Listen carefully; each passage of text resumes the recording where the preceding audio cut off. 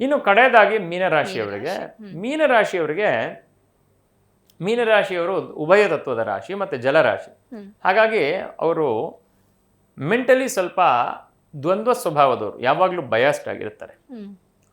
ಮೀನ, ಮಿಥುನ, ಕನ್ಯಾ ಮತ್ತು ಧನು 4 ರಾಶಿಯವರು ಹಾಗೆ, ಮೀನರಾಶಿಯವರು ಸ್ವಲ್ಪ ಹೆಚ್ಚು ಇದರಲ್ಲಿ. ಹಾಗಾಗಿ ಆದ ಕಾರಣ ಮೀನರಾಶಿಯವರಿಗೆ ಈ ವರ್ಷ ನೋಡೋದಾದರೆ ರಾಶ್ಯಾಧಿಪತಿ ಆಗಿ ಪಂಚಮ ಸ್ಥಾನದಲ್ಲಿ ಉಚ್ಚ ರಾಶಿಯಲ್ಲಿ ಸಂಚಾರವನ್ನು ಮಾಡಬೇಕಾದ್ರೆ ಅವರಿಗೆ ಇರುವಂತಹ ದ್ವಂದ್ವಗಳು ನಿವೃತ್ತಿಯಾಗಿ ದೃಢವಾಗಿರುವಂತಹ ರೀತಿ ನಿರ್ಧಾರವನ್ನು ತಗೊಂಡು ಜೀವನವನ್ನು ನಡೆಸುವಂತಹ ಒಂದು ಸಾಧ್ಯತೆ. ಹಾಗಾಗಿ ಮೀನರಾಶಿಯವರಿಗೆ ಜನ್ಮದಲ್ಲಿ ಶನಿ ಇದ್ದಾನೆ, ತುಂಬ ಡಿಮೋಟಿವೇಟ್ ಆಗಿಬಿಟ್ಟಿರ್ತಾರೆ. ಎಲ್ಲ ವಿಚಾರದಲ್ಲೂ ತಲೆನೋವು ಅವರೇ ಸಹಜವಾಗಿ ಮಾಡ್ಕೋತಿರ್ತಾರೆ.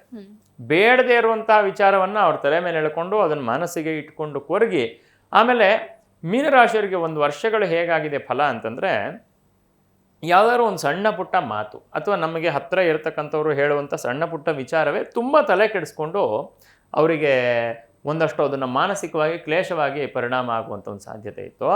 ಅದೆಲ್ಲವೂ ಕೂಡ ನಿವೃತ್ತಿ ಆಗುವಂತಹ ಒಂದು ಸಾಧ್ಯತೆ ಇದೆ ಈ ವರ್ಷ. ಯಾಕೆಂದರೆ ಉಚ್ಚ ರಾಶಿಯಲ್ಲಿ ರಾಶ್ಯಾಧಿಪತಿ ಸಂಚಾರ ಮಾಡಬೇಕಾದ್ರೆ ರಾಶಿಗೆ ಹೇಳಿರುವಂತಹ ಶುಭ ಫಲಗಳು ಅನ್ನುವಂಥದ್ದೆಲ್ಲವೂ ಕೂಡ ಪ್ರಾಪ್ತವಾಗುತ್ತೆ. ಮಾಡುವಂತಹ ಕೆಲಸ ಕಾರ್ಯಗಳಲ್ಲಿ ಯಶಸ್ಸು ಮತ್ತು ಇದ್ದಂತಹ ಅನಾರೋಗ್ಯ, ತಲೆನೋವು ಇತ್ಯಾದಿಗಳೆಲ್ಲವೂ ಕೂಡ ದೂರವಾಗುತ್ತೆ. ದೇಹದಲ್ಲಿ ಒಂದು ವರ್ಷ ಸ್ವಾಸ್ಥ್ಯ ಇಲ್ಲ ಅಂತ ಅನಿಸ್ತಿತ್ತು. ಅಂದರೆ ದೇಹದಲ್ಲಿ ಯಾವಾಗಲೂ ಒಂದು ರೀತಿ ಕೈಕಾಲು ನೋವು, ತಲೆನೋವು, ಕುತ್ತಿಗೆ ನೋವು, ಆ ಥರ ಒಂದೊಂದು ದಿವಸ ಒಂದೊಂದು ಸಫರಿಂಗ್ ಇತ್ತು. ಅದೆಲ್ಲವೂ ಕೂಡ ನಿವೃತ್ತಿ ಆಗುವಂತಹ ಒಂದು ಸಾಧ್ಯತೆ ಮೀನರಾಶಿಯವರಿಗೆ ಕಾಣಸಿಗತ್ತೆ.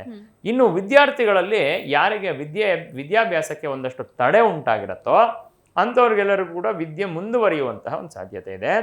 ಇನ್ನು ಹೊಸದಾಗಿರುವಂಥ ವಾಹನವನ್ನು ಖರೀದಿ ಮಾಡಬೇಕು ಅಂದರೆ, ಹೊಸದಾಗಿರುವಂಥ ಭೂಮಿಯನ್ನು ಖರೀದಿ ಮಾಡಬೇಕು ಅಂತಂದರೆ ಪೂರ್ವ ಪುಣ್ಯವಶಾತ್ ಅವರಿಗೆ ಇದೆಲ್ಲವೂ ಕೂಡ ಪ್ರಾಪ್ತವಾಗುವಂಥ ಯೋಗ ಇದೆ. ಹಾಗಾಗಿ ಮೀನರಾಶಿಯವರಿಗೆ ಉತ್ತಮ ಫಲಗಳಿದೆ. ಇನ್ನು